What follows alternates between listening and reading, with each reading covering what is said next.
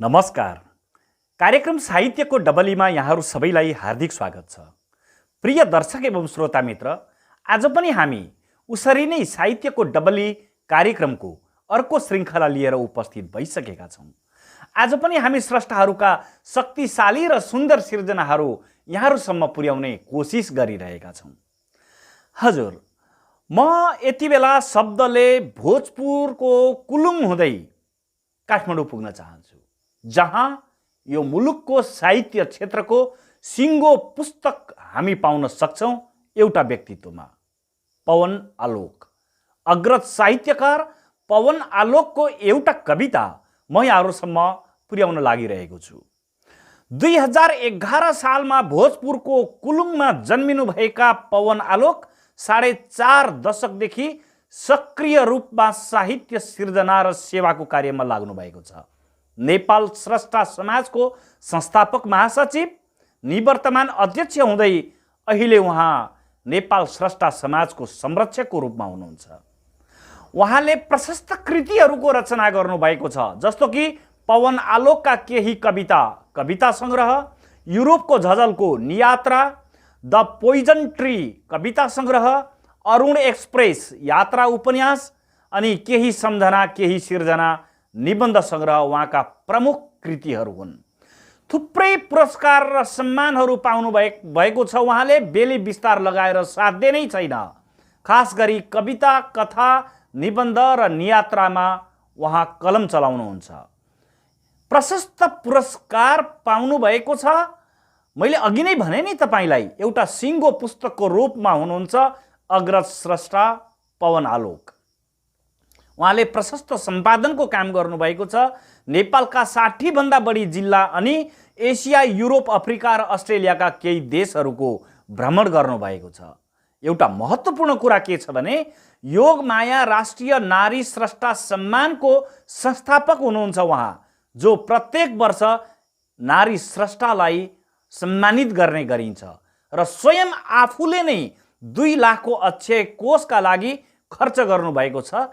त्यो योगमाया राष्ट्रिय नारी स्रष्टा सम्मान कोषमा एक सामाजिक अभियन्ता अग्रज स्रष्टा दाजु पवन आलोकको एउटा कविता म यहाँहरूसम्म ल्याउँदैछु।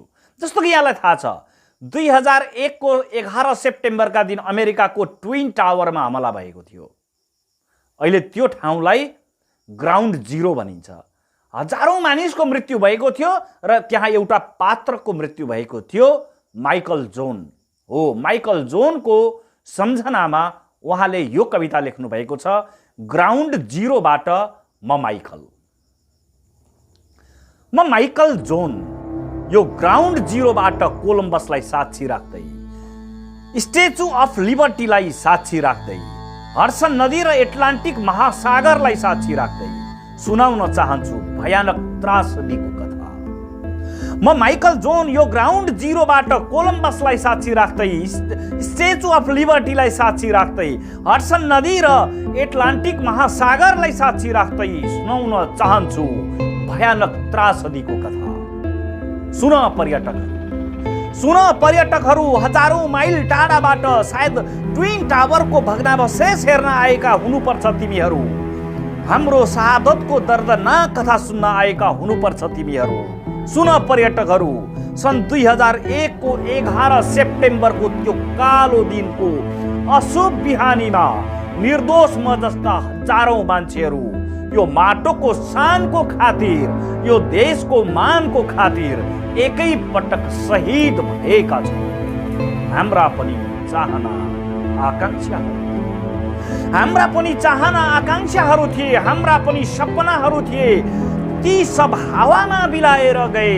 यो कालो दिनसँगै हामी पनि इतिहासमा बिलायौँ। हामी ढुङ्गामा कुदिएका फगत इतिहासका पात्रहरू हौँ।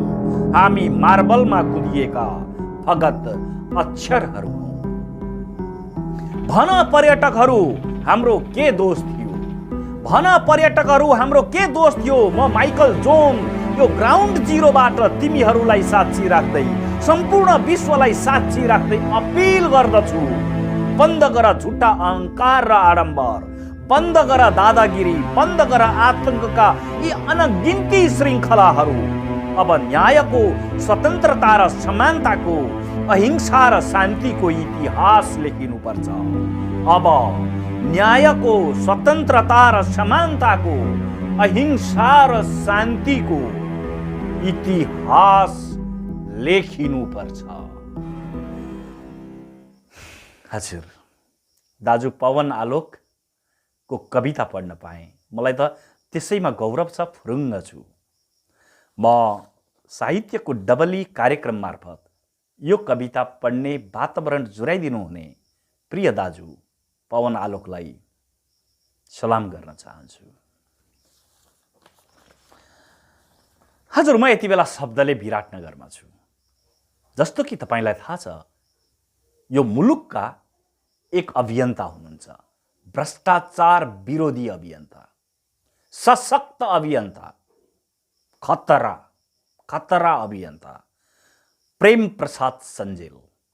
हजुर, प्रेम प्रसाद सञ्जेल खतराको एउटा कविता यहाँसम्म ल्याउँदैछु, अकुते र मलामीहरू। उहाँको कविताको शीर्षक रहेको छ अकुते र मलामीहरू।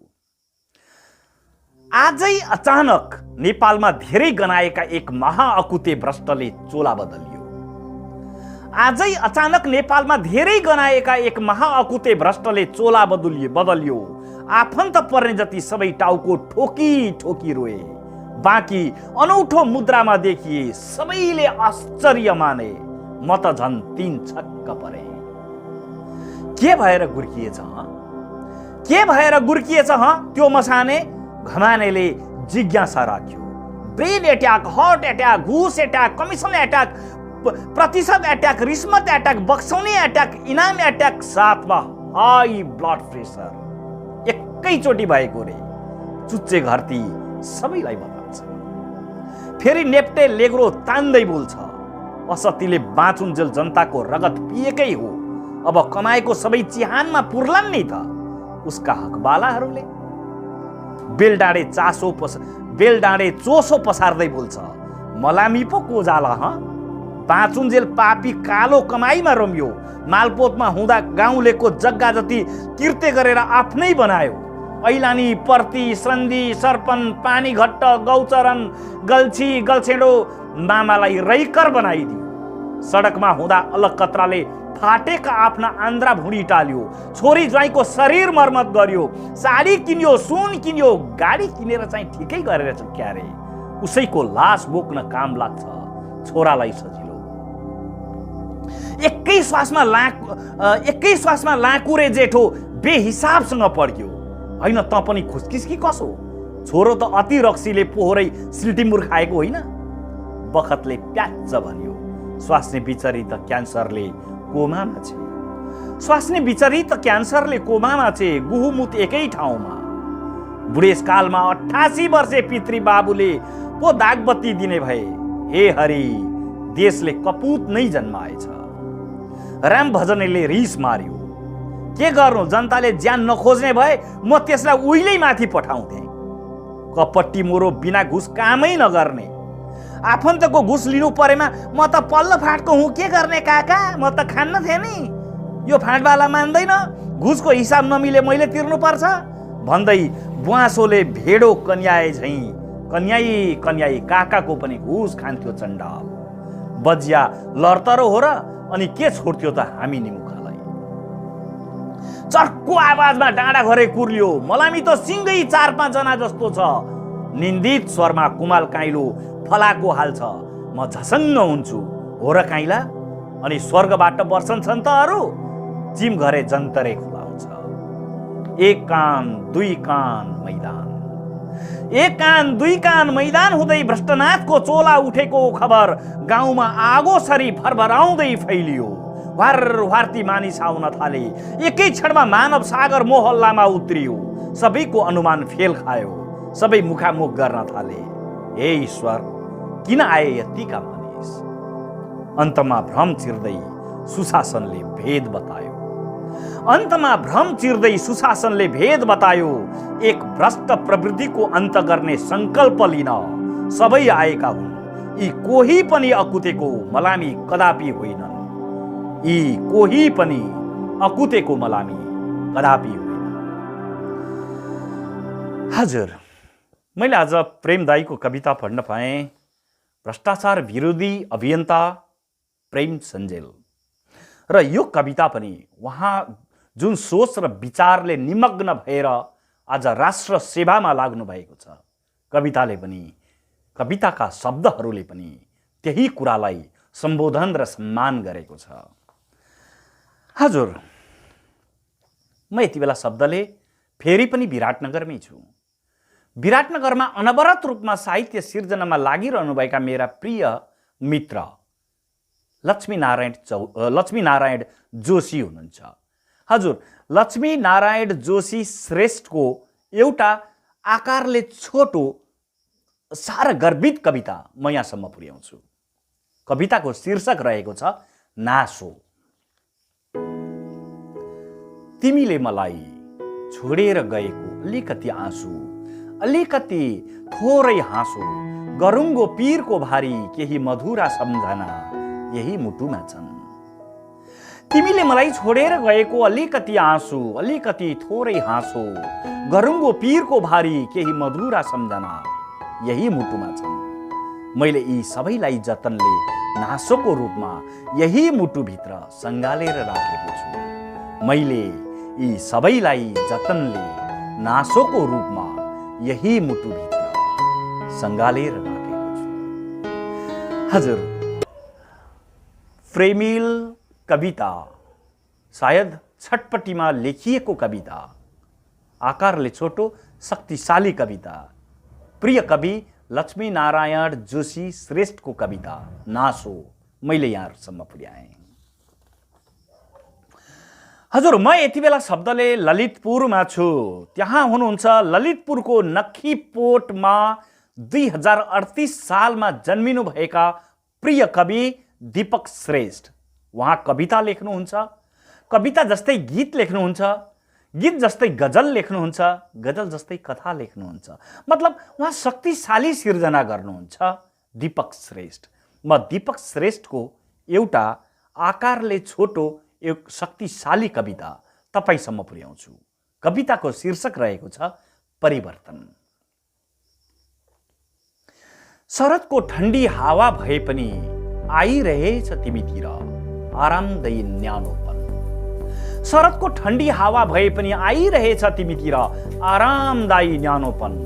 भावनाका उल्झनहरू रुखका खैरा र सुन्तले हाँगा जस्तै खात लगाएर थुप्रिएका छन् रुख मुन्तिर। भावनाका उल्झनहरू रुखका खैरा र सुन्तले हाँगा जस्तै खात लगाएर थुप्रिएका छन् रुख मुन्तिर। तिम्रो श्वास प्रश्वास मेरो शरीरको छालामा परेको घामको किरण चाहिँ। तिम्रो श्वास प्रश्वास मेरो शरीरको छालामा परेको घामको किरण चाहिँ सिलसिलाबद्ध रूपमा चमक ल्याउँदै प्रकृतिलाई अझ निखार्न मद्दत गरिरहेछ। तिम्रै अङ्गालोमा फर्की आऊ भनी बोलाउँदै ऋतु परिवर्तन भएको छ सम्भावना देखाउँदै। माया फैलिरहेछ चारैतिर, झरिरहेका पातहरूसँगै तैरिरहेछ नयाँ बसन्तलाई स्वागत गर्दै। माया पनि त परिवर्तन हुन सक्छ नि, माया पनि त परिवर्तन हुन सक्छ नि। हजुर, यसरी मैले ललितपुरमा रहनुहुने प्रिय कवि दीपक श्रेष्ठको कविता परिवर्तन यहाँसम्म पुर्याउँदै आजको कार्यक्रमबाट बिदा हुने बेला भइसकेको छ। प्रिय दर्शक एवं श्रोता मित्र, साहित्यको डबली कार्यक्रम कस्तो भइरहेको छ? तपाईका अमूल्य सुझाव र प्रतिक्रियाहरूलाई शिरोधार्य गर्दै हामी अगाडि बढिरहेका छौँ। यहाँका सुन्दर र शक्तिशाली सिर्जनाहरू मसम्म प्रशस्त प्राप्त भएका छन्। म समय मिलाएर यहाँहरूका सिर्जनाहरू वाचन गर्ने नै छु। आजलाई भने प्रविधिमा साथ दिने नितेश गुरागाई सहित साहित्यको डबली कार्यक्रमको प्रस्तोता तपाईको बर्बरिक भोलिसम्मको लागि ओझेल पर्न चाहन्छौँ। जदौ।